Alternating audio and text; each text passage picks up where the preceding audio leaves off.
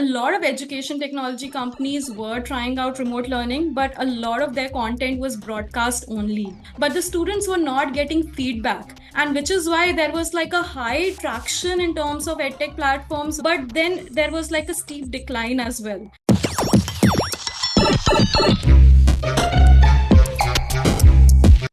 Hello, design enthusiasts and designers. I am Dipangana. And I am Manushi. Welcome to another episode of ODC, where we engage in candid conversations with some amazing designers every week. Today, we are thrilled to introduce a true visionary and catalyst in the realm of educational technology. Her journey started with the creation of low cost makerspace for remote Himalayan villages in Arunachal Pradesh. Since then, she has earned international recognition on prestigious stages like Forbes and World Economic Forum. Working at the intersection of technology, pedagogy, and behavioral science of youth, she brings a unique perspective to the field. With a background in computer science engineering and new media design, she founded Dreamverse Learning Lab in 2022. Here, she pioneers the development of conversational agent games and innovative metrics aimed at assessing the effectiveness of educational platform in business context. Now, without a further ado, let's extend a warm welcome to our guest, Ananya Agarwal. Hello, Ananya. It's a pleasure to have you on the second episode of OTC. How are you doing? Hi, I'm good. How are you guys? We are good as well. So, Ananya, to start with, can you walk us through how you initially ventured into educational technology, coming from CSC and new media design background? Sure. So it's been a very, very long journey. We started somewhere around in my college days at NID itself. I've been part of the education sector or like just volunteering in the education sector ever since my school days. Yeah, I mean, I would always like take time off on weekends to like go to rural areas and teach kids. So I think the seed was always there. During my BTech days, I was very actively volunteering and engaging with an organization called The Help. But I think it came into fruition somewhere around during my college days, master's days at NID. Where I was trying to explore why craftsmen were leaving crafts to do like unskilled labor. So that was something which caught my curiosity, I think. And I just went on following my curiosity. I never thought that I would actually like start something, or like never thought of I never planned a startup per se, that one day I sat down and I thought that okay, now I'll start something and let's like register it, do this, do that. It just happened one after the another as I was like following my curiosity. And when I while I was questioning this whole thing, as the universe would have it, like there was an emailer on my NID email which talked about like some opportunity in Arunachal Pradesh, and I just like took it up, and one thing followed the other. Yeah. That's great to hear, Ananya. Thank you for sharing. Can you tell us how you embrace cultural and learning style diversity into your approach to education technology? Sure. Even when we started, I just started venturing into education more deeply. I was based in the foothills of Himalayas with a very tribal population. And what I started with is just like studying what Monpa tribe is all about. I started studying Buddhist culture a little more better. And I started picking up nuances from that into the way I would introduce certain things to them in the classroom. So it started with my in classroom approaches, but eventually, while exploring education technology per se, when I was working remotely with education during COVID, I started looking at instructional story design. And what it essentially means is that how can instructions be made more engaging and relevant to the learner through storytelling. And that's when I started embedding smaller aspects of culture and tradition into the way I would like introduce a topic as a story, where I would like draw out character sketches of the region I was working with and study just the people from that culture. I would talk to a lot of people who were locally based before I would start writing. And then I would like draft it together and yeah, test it out with my users. Got it. And what about learning style? Like how your students learn? Like there's diverse style in that. Can you shed some light on that? So very early on itself, I discovered this educator called Howard Garner. He talks about multiple intelligences. So he talks about that some people learn like by making, like in aesthetic way. Some people learn by voice. Some people learn by visuals. So initially, when I just started exploring, it was a little bit difficult, where we were like, okay, how do I create a mix of these things within a singular activity or something? And one of the things we were exploring was, for instance, if you're teaching patterns, how do we teach it through weaving, through music, through coding, and just bring in like different examples of that within the same topic or sub theme. So that was one way. The second way was just making technology itself multi-tech, multimodal. So for instance, can the same curriculum be visual integrated through comics as well as like voice integrated by like having a voice recording at the backside, and have like a project-based element that they do post listening to the story or like engaging with the content, primary content? When they're doing the project, can we have like a team building that's happening so that they are consistently engaging with their peers, getting their feedback? And how can that be a part of classroom management so that it's not very overwhelming for an educator to plan the activity like it was initially when I was giving the whole pattern example and like giving example of how it relates to multiple styles. So it might be overwhelming for the educator, not for the student. They are getting to engage in different ways. But if you do it the other way around, where you just like you have the primarily centrally curated content that you give to the educator. Now all the facilitator or the educator in the classroom needs to do is just manage the project-based aspect and the teamwork aspect, and the rest is handled by the learning management system. So the different methods that you said, like, do you apply all of these to the whole cohort, or it's like specifically the kind of learning applies custom to each individual? How does that work? So it is like you curate the content in a way people engage with the learning management system. They can either read the comic or they can listen to the story. Then they get into like project based or a hands-on mode. So what that does is now you have a choice that, okay, would you rather listen to the professor speak on his video, or do you prefer the comic, or do you prefer just listening to the content? So you have a choice between these when you're doing it at home. So that is sort of individualized. And then you come to the classroom and then you have like a group session. Got it. Understood. Yeah.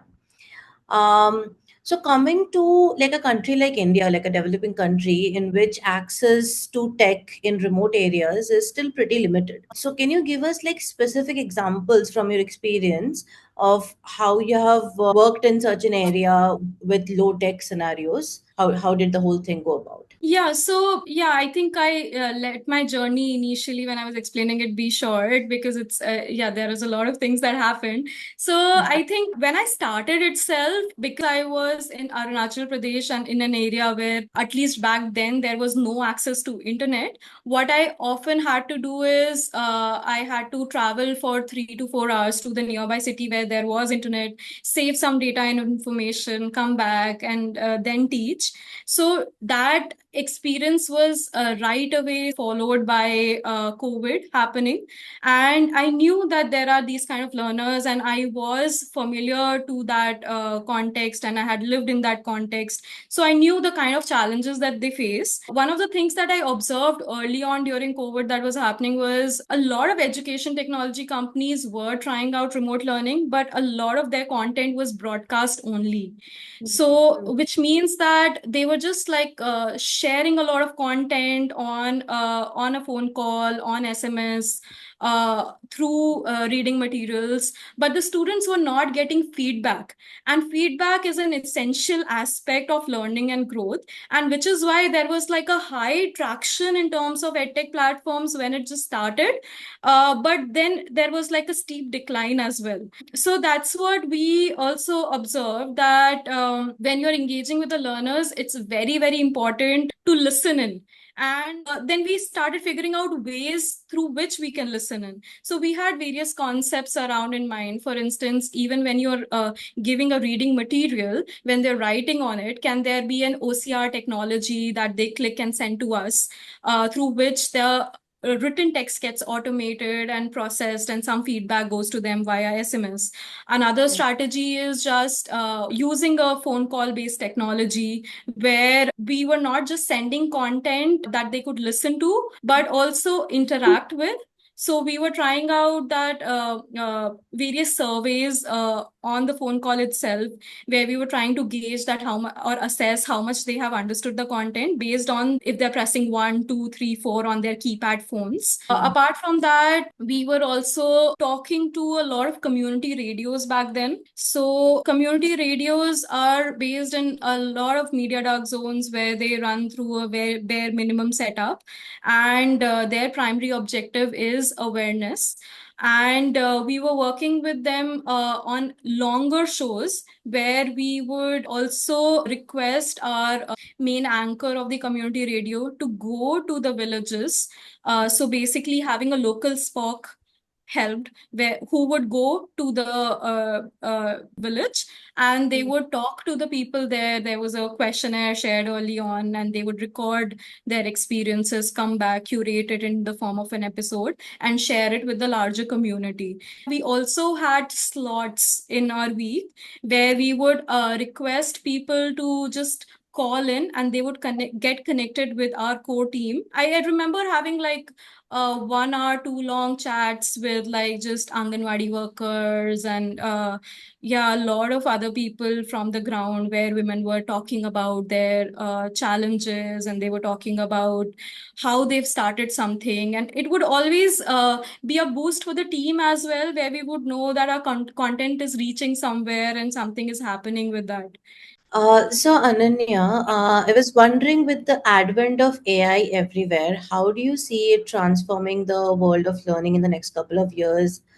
So I think the last class I took, people were very actively using AI for a range of things, from, like I said, brainstorming, ideation, research, secondary research also. And they were also using it for stuff like video making and all. So the issue funnily happens when they trust technology too much and don't use their brains beyond it. What people end up doing is, okay, technology has told me this is the most correct form of representation there can be, because technology has like 10,000 brains that have gone with it, like behind it to build it, and I'm just a single brain. But that's not how it works. You as a human, you have your own unique experiences that you have grown with, which give you some insight into how things work. So all I request students is to just like read through things, verify sources, especially before they like come to the classroom. You have recently worked on projects in countries like Vietnam and Rome. Can you elaborate on any one of those experiences, and what were the learnings and the key takeaways? Being in a country like India, you're exposed to such diversity in terms of culture and language, that it sort of prepares you to work with anywhere and everywhere. So, for instance, when we were working with Vietnam, the students primarily spoke Vietnamese.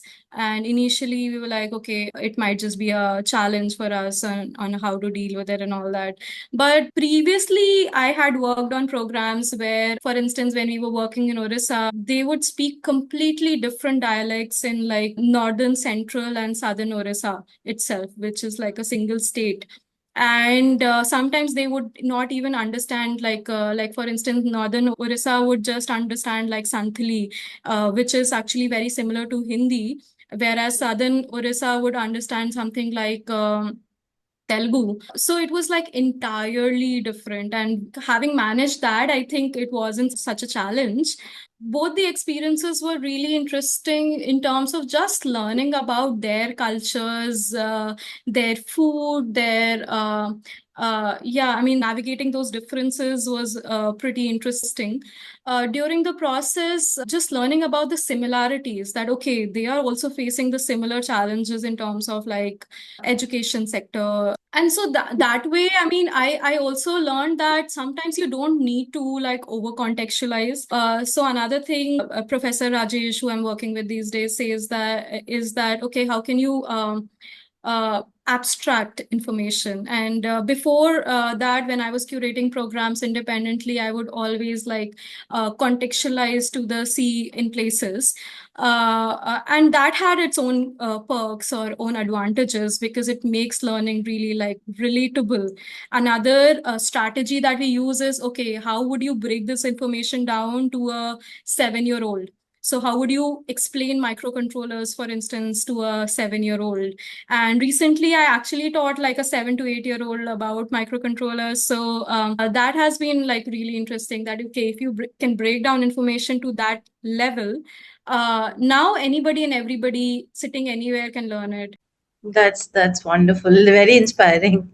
Okay, let's take a quick break and play a game. Okay. So it's kind of a rapid fire round. I'll give you two options to choose from.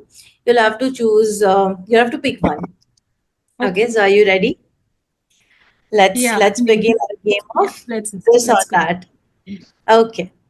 So hardcover books or Kindle? Hardcover books. Hardcover books or dancing? What about dancing? Dancing with a hardcover book. Okay. So it's a custom option, dancing with a hardcover book versus traveling. Hardcover books versus traveling. Traveling. Okay. So traveling versus going for field research. Traveling. Traveling versus creating business strategies.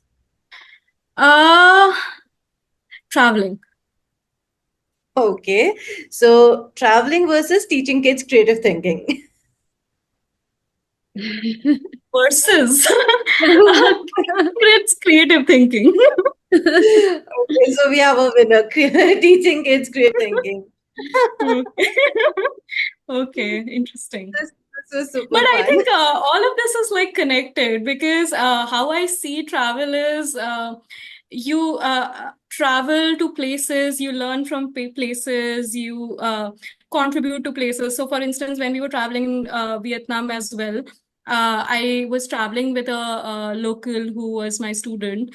And that was a very interesting experience as compared to me like going for like a family trip somewhere, right? And she was showing me these tiny clusters where they have different kinds of weaves that are like local over there, and that is something that I could have only learned from her while we were there. And then I was also like giving like some ideas that, okay, this is how we sort of work with Indian crafts and like take them to create a go-to market strategy and things like that. Okay, now getting back to the amazing stuff that you were sharing with us earlier about Dreamverse. So, based on your experience, can you tell us about the process of developing proposal and crafting those customized pitches for such a wide range of audiences? And how do you manage these negotiations? And what strategies do you employ to engage with stakeholders in a effective manner? Yeah, so I think apart from background research, one important aspect of proposal writing is just having your quantitative metrics in place. A lot of times, a lot of designers sort of ignore that. And that is something large scale grants are looking for very actively. And if you want to scale something, you have to understand whole quantitative side to being able to gauge what's happening on ground. So that and I think during my World Economic Forum grant as well, we had like three rounds where I just had to give them different metrics around different aspects. So I think, yeah, that's something that is very primary or key to just creating scalable programs which can get a grant with ease.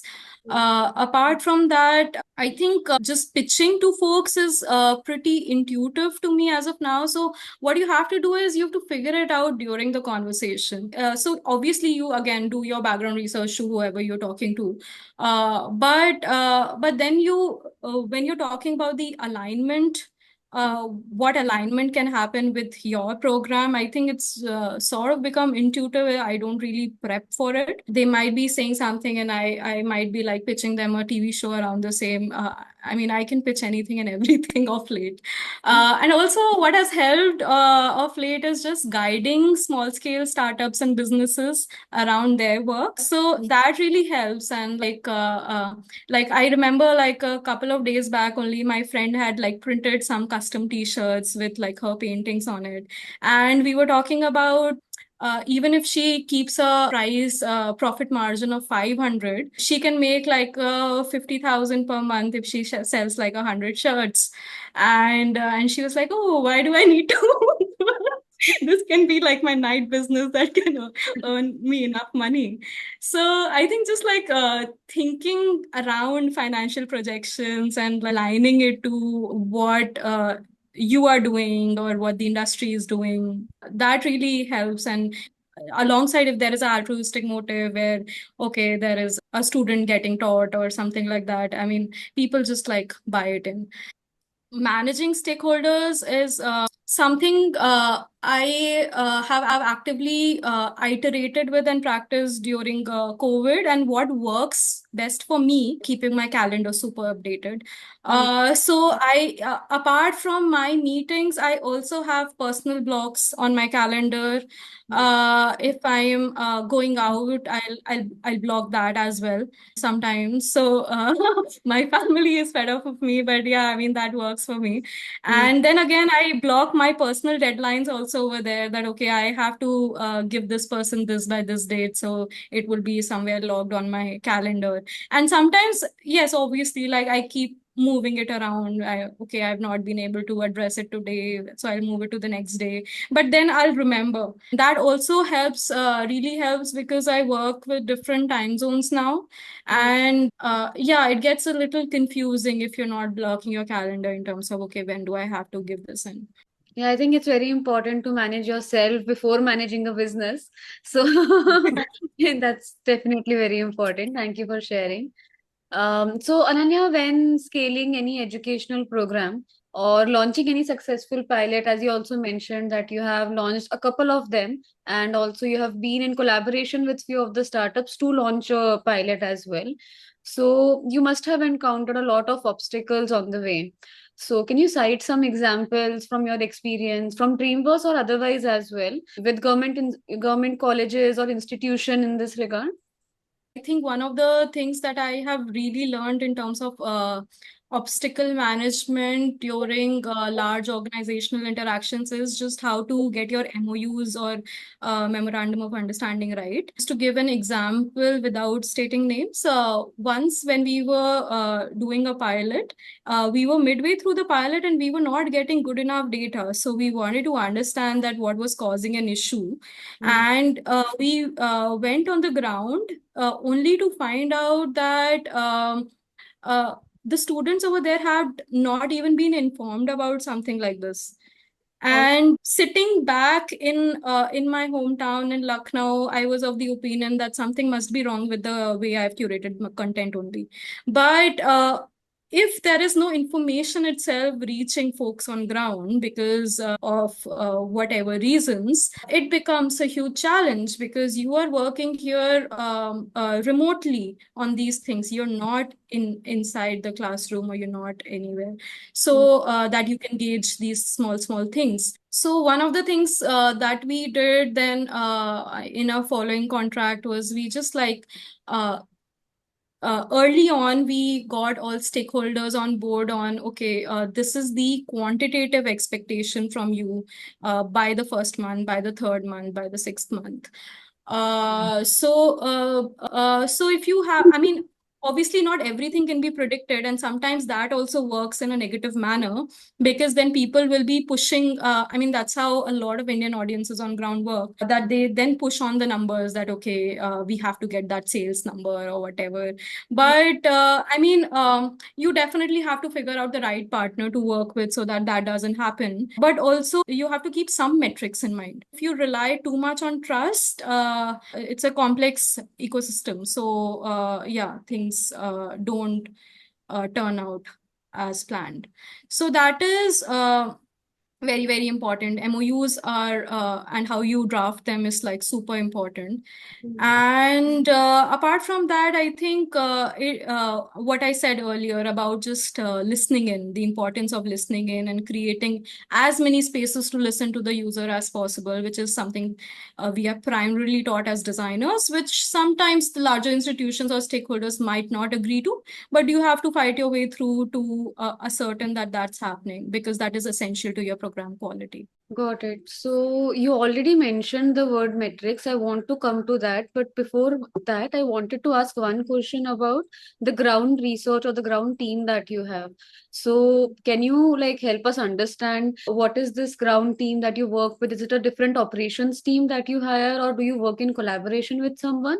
And second, can you also mention what is MOU exactly for our audience? Like what is memorandum of understanding?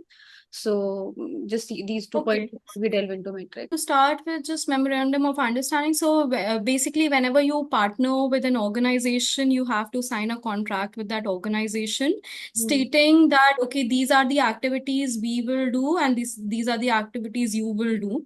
But sometimes that contract is written in a very overarching manner.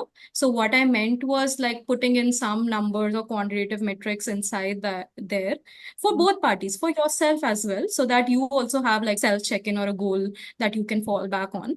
And that sort of, if it's drafted well, it just like puts both parties in alignment to a pilot before it happens. So that's memorandum of understanding. So we generally try to work with freelancers, but more than that, if it's a large scale program, we rely on ground partners. So we would collaborate with, for instance, a community radio or an NGO or government body or whoever can give access to the end users or facilitate things for us, or maybe schools can be your end customer. So we collaborate with these sort of end customers or ground partners, and instead of us taking the human resource load of the entire thing. Okay. So Ananya, since you mentioned metrics already, so coming back to that, in a developing country like India, where public systems at the grassroots level are ever changing, so how do you evaluate success and gauge the impact of a systemic design or a business solution like you work on over both short and long term? First of all, I feel that public systems are not that dynamically changing. They are rather like pretty slow. But what makes them dynamic is the complexity over there. So, for instance, to give you an example, say you start with a session where you have both male and female participants. And when we do our analysis, we sometimes find that although both of them started from the same level and we are dealing with the same kind of demographics and everything, their confidence level greatly differs. So it's also called like the Dunning-Kruger effect. So what it means is that I mean, it talks about people's self assessment of their competence. A lot of times what you'll observe is that males assess them a lot more highly than females do. Its underlying layer is in our society and the kind of exposure and opportunities it gives to women. So those kind of complexities in terms of awareness, exposure, and everything are what make evaluation a complex sphere. So from a lot of study and research around this, I think one of the standard things the industry also uses in the education sector is just pre and post evaluations. So what they try to do is they try to give a set of questions prior to starting course, and then they give the same set of questions towards the end of the course, and then they try to gauge the delta change or delta improvement on these metrics. But apart from that, also what I have tried to build is take examples from how mental health or psychometrics around that work. And another thing is just what should be your success metric. And a lot of times these business owners use reach as that metric. So people say that, okay, we've reached these many users or that many users. But the reach is not very indicative of your learning growth. And that is actually the core metric that an education startup should measure to show that, okay, this has been an academic improvement. These are the number of entrepreneurs who have emerged, or this has been like the performance growth in jobs post taking our course or things like that. So those kind of things I think are more indicative of learning as compared to the number of people you've reached. Agreed. Yeah. Also earlier, Ananya, you mentioned that like right now you can pitch anything and everything to anybody. Like you have, you're in that state right now. Hopefully, I don't know. I keep that mode on. Yeah, so my question is, being an introvert, I personally find it like networking very demanding, yet I recognize that it is essential, like it's crucial for any entrepreneur. So could you share some insights on navigating this situation and provide tips for overcoming it? So even I am pretty much an introvert in that regard, and more than an introvert, it's just like obviously not to keep the picture rosy, there are self-esteem issues that creep in. I mean, I'm not that stereotypical bold personality of a person who generally starts stuff. So it just happened, and then I was in the middle of everything, and I was like, okay, I need to talk to people, I need to network with people. How do I do that? And I think what I started with is just writing cold emails. What cold emails mean is that you don't know the other person and you just like drop an email, and people started responding to it, which was very interesting to me. And the thing is, most of my journey happened during COVID, where I was locked up in my tiny room from where I was trying to do everything. So and also I wasn't based, and I'm still not based out of a metro city. So that was another challenge that I faced with networking. And I mean, I was in a space, and I am in a space where I have to very actively put efforts in networking. So what I followed with is that I gave myself a target. I was like, okay, every week or every 2 weeks, I'll try to talk to someone new from the industry. So now whoever's work I would find interesting, I would just like write to them on LinkedIn, and a couple of folks would actually reply, and then we would like catch up, have a call. And the agenda of the call wouldn't be to pitch anything or something, just to tell them about my journey, learn from their journey. And these are most of the people I speak to are like pretty senior folks across. And so I think just like breaking your inhibition and just going out for that first few couple of conversations is really helpful. A lot of times, again, to break that rosy picture, what happens is that you are not in a space to just like get back to someone or respond to someone. And then you feel pretty guilty that, okay, you like reached out to seniorish person, and or whatever, even if you reached out to anybody like much younger to you or whatever, but you reached out to someone, you took their time, and then you did not respond actively. So that happens. And I think what I am trying to teach myself is just how important communication is during the whole process. And even if you're not feeling well mentally or whatever is happening, instead of escaping, writing it down, saying things, because when you say things, people understand. It's not like people don't understand at all. And if people are not understanding, they were not meant to, like, that opportunity was not meant for you, sort of a thing. The industry paints a very rosy picture around that, okay, you need to do this, you need to do that, and yeah, you need to be really up your game all the time, but you're a human being. I mean, you can't be up your game all the time. So, and just knowing that it's okay, Yeah. and that people understand is really helpful. Yeah, yeah. Especially the part about communicating anything that you might be facing. Like people understand, people do. From my personal experience also, right? And in terms of like say if you have agreed to some sort of deadline, but you can't meet it, like it's okay to be transparent. People will understand rather than trying to avoid it. Uh, Totally echoing that. So next is I want to know as a designer in the business world, what sort of hurdles have you faced and how have you addressed them? Just to start with, one of the presumptions people from the social sector or management sector have about designers are people who make things look aesthetic, beautify stuff. So so they don't look at us as systemic thinkers, and that was a stereotype that I had to very actively break, I think.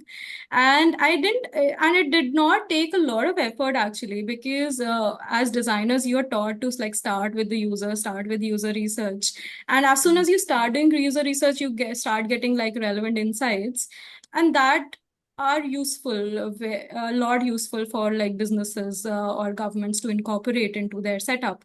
So, so I think as soon as you start giving those insights, start like doing your sticky notes clustering and things like that, it always intrigues people and they want to know more about it. But I think whenever I've started working at a place early on, they have always expected me to like beautify stuff or make a very pretty looking manual or things like that. So, so that has been there. Other than that, I think another thing that is different about my journey is, so what I've worked on primarily is voice interfaces. And figuring those out was also something I had to do pretty independently, where it was a lot of trial and error and just reading up on just conversational agents, how they work and all that. Sometimes I used to feel that, okay, if I'm not working in the industry, maybe I'm not doing something which is a designer's job role or something. But then I realized, okay, there are conversational designers, for instance, instructional designers, learning experience designers. I didn't know about these terminologies before I sort of intervened into the sector. So yeah. Yeah.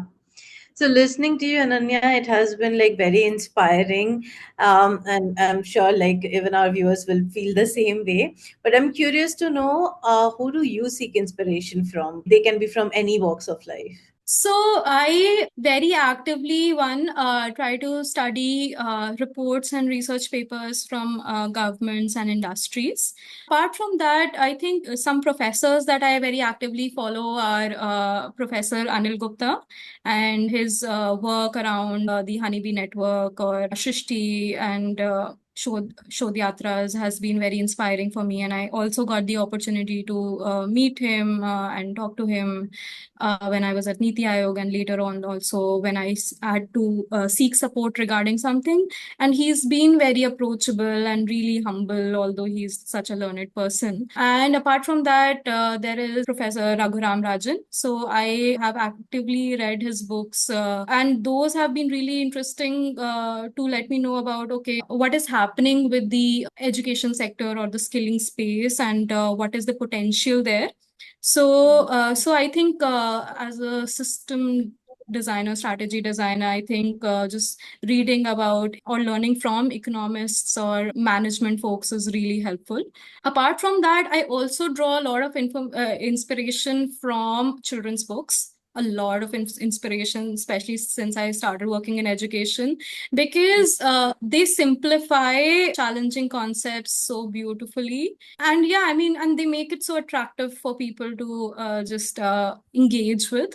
So definitely works by Eklavya Foundation, and I got to meet like Tultul Didi from Eklavya Foundation also when I had just registered and I was trying to explore a few things. So there is a program by them called Savali Ram and Hoshangabad Science Teaching program that they ran. It peaked somewhere in the 80s where they were trying to work with postcards. So basically, they had modified the science teaching books of MP, and there was this character called Savali Ram, and you can write to Savali Ram as postcards, and Savali Ram would reply to you with your questions. And that sort of inspired curiosity and innovation in young kids back then, even when there was no technology or gadgets per se. So that is a very interesting program or a case study to read through. Because I talked about children's books, obviously a close relative is just like comics. So I think there's this illustrator called Grant Snyder. I follow his comics a lot, and definitely Calvin and Hobbes. I think still, whenever I'm stuck, I would just open a random Calvin and Hobbes book, and I'll open a comic, and it would be so heartwarming and so inspiring. And I think I don't know how, but it's one of those books that, okay, whenever I'm stuck, I always turn up on a page where I like get some inspiration for to like keep me going. So yeah, these are like some sources of information. Yeah. Well, can you tell us about how you keep yourself informed with the latest happenings in design and the business world? I think it is how I have curated my Instagram and LinkedIn handles. So I've added folks whose work I like, and most often than not, whenever I open LinkedIn, I learn something or the other about some initiative that is happening in some state government or somewhere in the world. And apart from that, because of the grant that I got from World Economic Forum, I'm also a part of their Toplink network. So over there also, I'm connected with entrepreneurs there who I can learn from. And Instagram, although I'm not using it very actively of late, but still, I mean, I think I followed a lot of organizations on Instagram, and whenever they post of an opportunity, I keep sharing it with my friends. So that's how I'm like in touch with what's happening. Yeah. Thanks for sharing, Ananya. So now, as we wrap up today's so awesome episode, you want to turn to you for some advice for the aspiring designers and entrepreneurs. Can you suggest us two books, maybe? I know you like reading; you have like read thousands of books, but just like, can you just pick two books for individuals who are looking to kickstart their careers in design and entrepreneurship? The two books that are on top of my mind would be one, Start With Why, and the other one is Nudge, because they talk about one, the importance of, or reiterate the importance of just like thinking or starting with the problem and keeping at the problem while you're working. And the other one talks about incentives very well, and what are the different incentives that work for different stakeholders. So yeah, I think that can get people started. Cool. Let's say if there is a new design grad who wants to embark on an entrepreneurship journey today, what, according to you, should be their first step? I think the best possible first step is just reaching out to folks in the industry who are working in the similar sector. So, for instance, if you're building furniture, reaching out to people from Godrej and all, and I mean, all of these industries have like a design and innovation wing where you can pitch your ideas. So you can either start with that, or you can just start putting the product in the market and talking to for the first 20-50 users.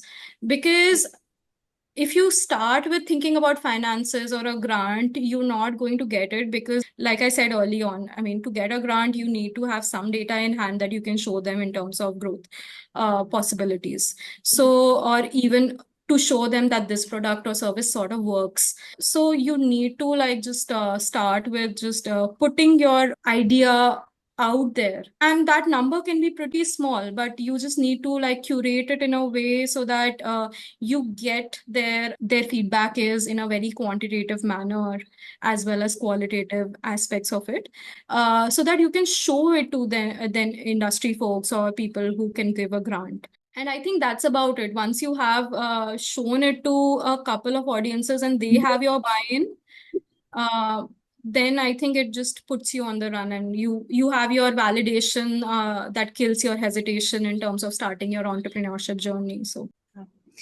Ananya, if people want to reach out to you or want to see more of your work, how should one go about it? Currently, my website is under development, so they would have to reach out to me directly to know more about what I am up to. So they can write to my email, and yeah, I think email would be the best way to reach out. Sure. So we'll put that in the description then. And thank you so much for joining us today.